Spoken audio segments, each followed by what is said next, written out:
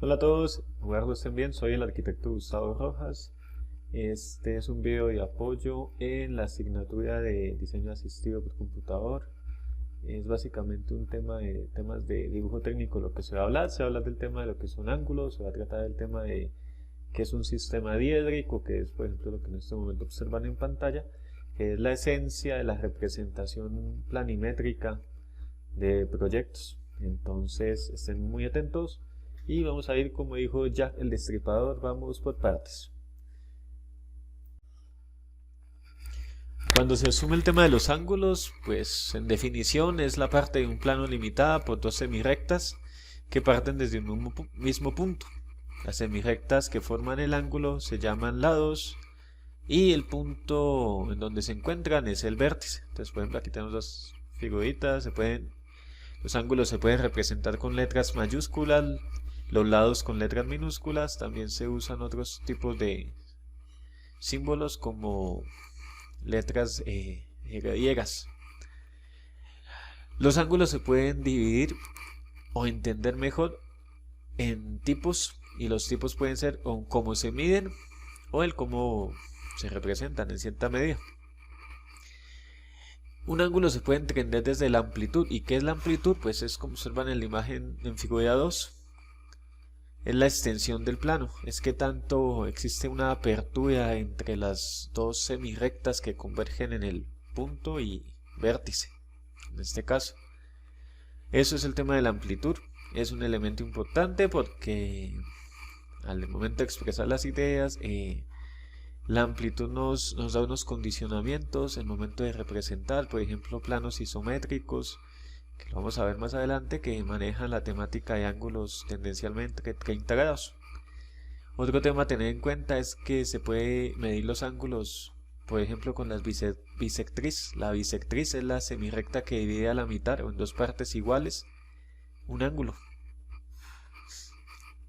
Existen diversidad de tipos de ángulos. Están los ángulos agudos, que están,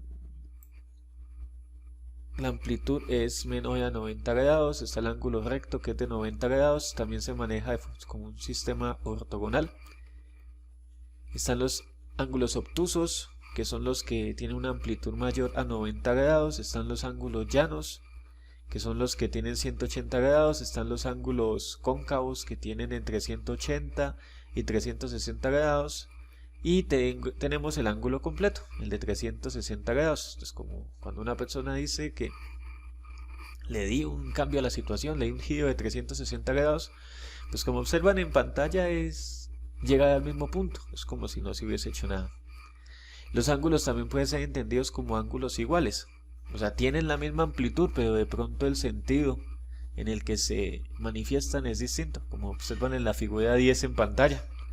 Están los ángulos complementarios, es cuya juntos suman 180 grados. Entonces, por ejemplo, aquí tenemos beta y el ángulo alfa. Tenemos los ángulos adyacentes, que tienen un ángulo en común y otro lado. Cada ángulo está situado a continuación del otro. ¿Sí? Adyacentes es que están al lado. Las adyacencias son las que están pegados. Aquí se pone interesante un tema porque están los ángulos diédricos. ¿Y qué es un ángulo diédrico? Es la porción de un espacio comprendido entre dos planos que tienen la misma recta de origen. Entonces el sistema diédrico es un sistema de representación. Existen varias formas de representar gráficamente los cuerpos en planos. Entre estas representaciones se encuentran las perspectivas, dibujo ilustrativo y sistemas de proyecciones diédricas o multivista. Entonces, todo ese tipo de representaciones se manejan con esencias de ángulos diédricos, donde destacan los ángulos a 90 grados, horizontales, verticales, y también ángulos como el de 30 grados, 150 según corresponda. Por otro lado tenemos los ángulos poliédricos. Los ángulos poliédricos es la porción de espacio formada por la intersección de tres o más planos que se cortan en un punto. Entonces usted dice a la esquina de un sólido. Sí, exactamente, a la esquina de un tetraedro. Es por ahí. Entonces esas son las formas de entender los ángulos. ¿Por qué es importante? Porque nos ayudan en todo el proceso de trazado. Si usted hace un trabajo manual, se ayuda con escuadros. Esos elementos de apoyo lo que permiten es la proyección bastante prolija de las representaciones buscadas. Seguidamente asumimos el tema de las proyecciones diédricas, o también entendidas como sistemas multivista. Hay que tener en cuenta que cualquier enfoque, cuando se asumen cuestiones de perspectiva o dibujo ilustrativo, siempre lo que se pretende es expresar la forma de un objeto, proyecto, tal y como se manifiesta respecto a un observador. En ese orden de ideas, los sistemas de proyecciones diédricas o multivistas lo que hacen es permitir representarle como un observador, mediante la combinación de dibujos, asimila las superficies o la complejidad de un volumen. ¿Sí? No es tanto una representación artística, dado que lo que en la esencia del dibujo técnico aplicado a cuestiones, por ejemplo, ingeniería, industria o el tema puntual de la arquitectura, lo que conlleva es asimilar la información real de los objetos. En ese orden de ideas, en el caso de la arquitectura, pues principalmente se manifiestan y se usan unas vistas. Entonces tenemos la vista frontal. La vista frontal es lo que queda, valga la redundancia, frente al observador. Es lo que desde los proyectos arquitectónicos se tiende a asumir como la fachada frontal, lo que tiene de frente. Hay otras vistas, las que se asocian con lo que se percibe desde arriba o desde abajo. En ese caso tenemos la vista superior o la vista inferior. En el caso de la vista superior, se puede asociar con planimetrías de plantas de cubiertas, o en un proyecto que maneje placas. Entonces en ese caso pues las placas que van a servir como la cubierta. Las vistas inferiores puntualmente no es que se manejen desde un aspecto plenamente arquitectónico, lo que se hace es el trazo de planimetrías, pero las planimetrías de vista superior son las llamadas plantas arquitectónicas. Las vistas laterales también pueden ser asumidas como fachadas, pero no es lo que percibe el observador de frente.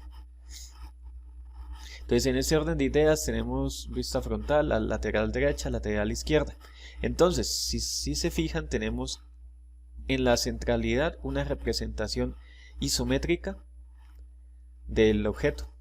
Entonces esta representación isométrica lo que nos permite es entender el cómo se constituye y se representó tridimensionalmente el objeto. Y cada una de las vistas auxiliares lo que nos permite es asumir la información puntual de las vistas. Entonces, cuando existe un manejo de correspondencia entre las vistas, uno puede proyectar el isométrico y viceversa. Usted tiene un isométrico, que es lo que en este momento está en el punto focal de este video. A partir de él puede interpretar cómo el desarrollo y trazo de las vistas auxiliares. Entonces, como agarrar un dado y deconstruirlo. Las proyecciones diédricas se asumen como rayos visuales, ¿sí? Todo eso que intento extraer, la información extraída de cada una de las superficies o vistas percibidas del objeto.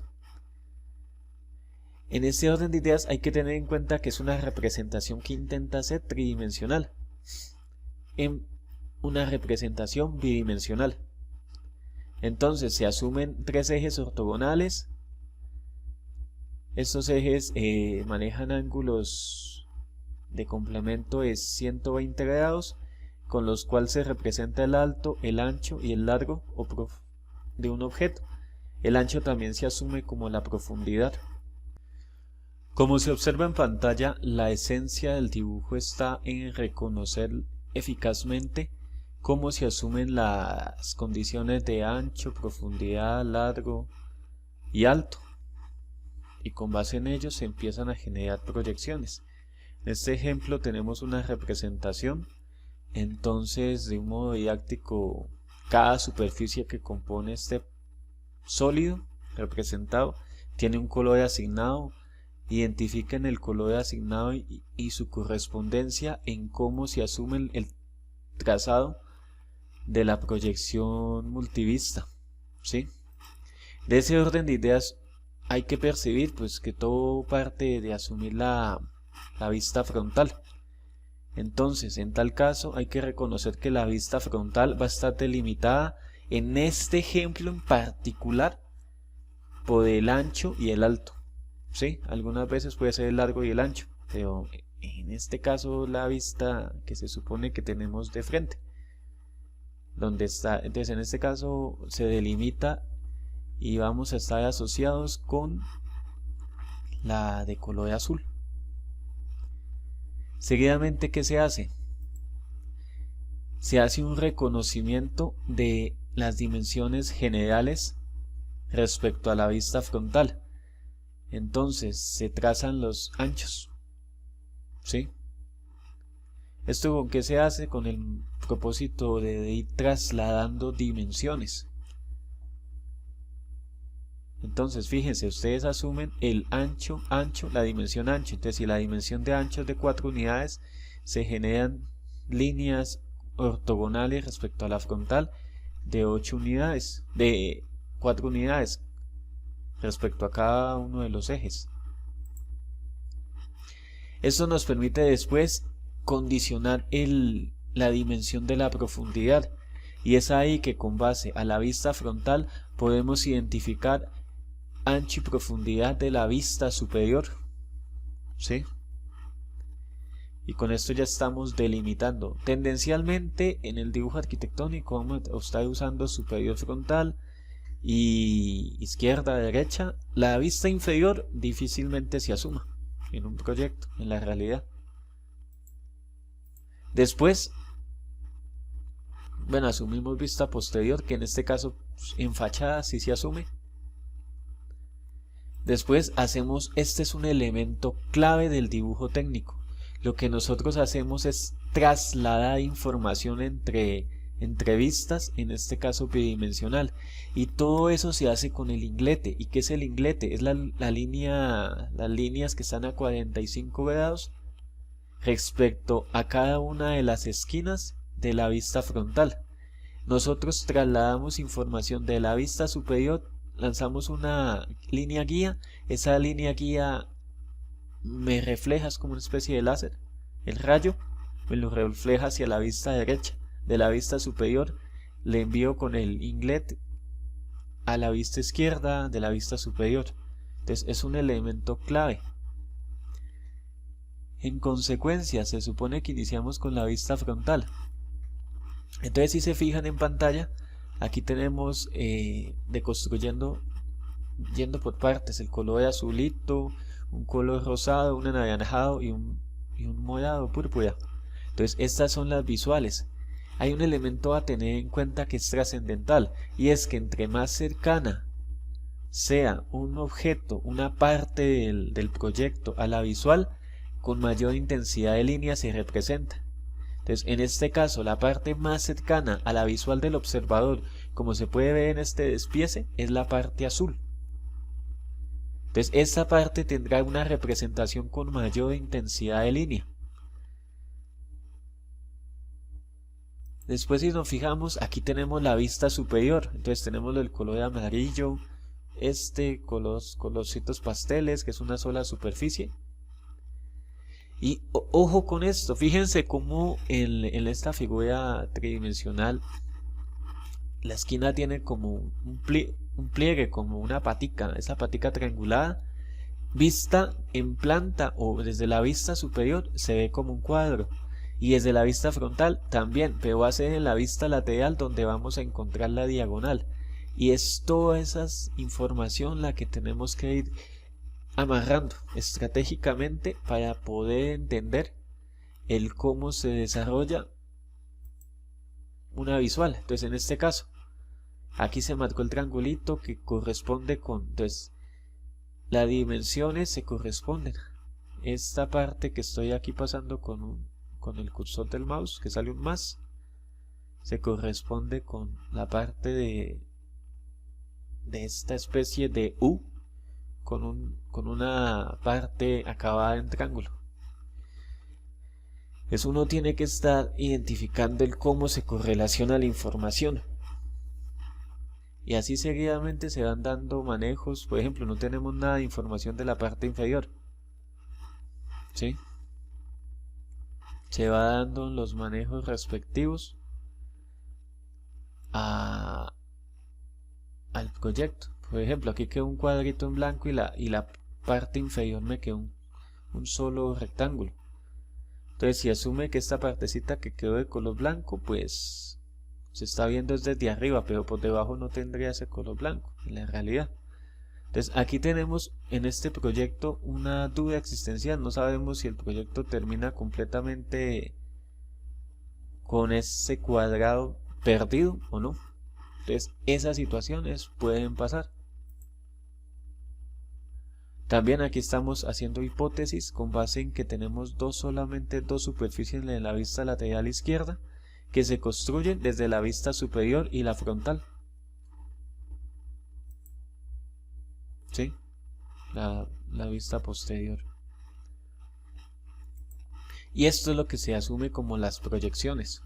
Entonces, si yo me voy desde la vista frontal, tracé unos rayos, esos rayos me dividieron en una retícula, la vista superior, y también tracé rayos en dos sentidos, en horizontal y el vertical, como un crucigrama.